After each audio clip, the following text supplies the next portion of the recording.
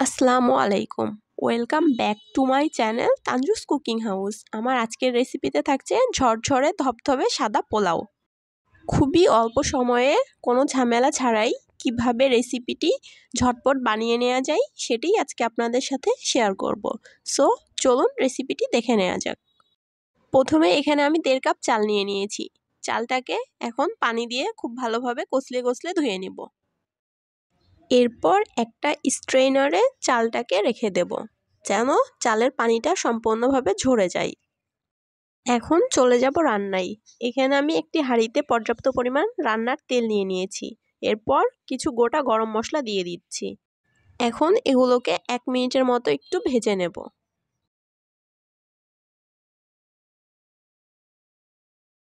এখন দিয়ে দিব ধুয়ে পানি ঝরিয়ে রাখা চালটা।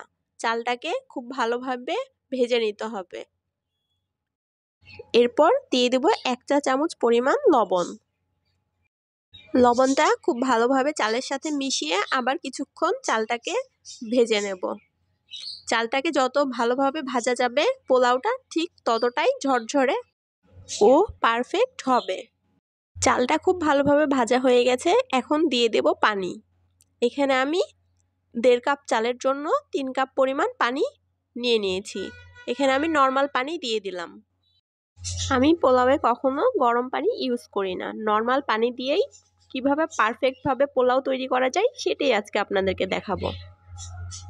পানি দেওয়ার পরে খুব ভালোভাবে মিশিয়ে নেব। এর পর্যায়ে দিয়ে দিলাম একটি কাঁচামরিচ। এবার খুব ভালোভাবে আবার মিশিয়ে নিব। ঢাকনা দিয়ে ঢেকে দেব। তৈরি হয়ে গেছে পারফেক্ট পোলাও। এখন পরিবেশনের পালা। এখানে আমি কিছু পেঁয়াজ বেরেস্তা নিয়ে নিয়েছি।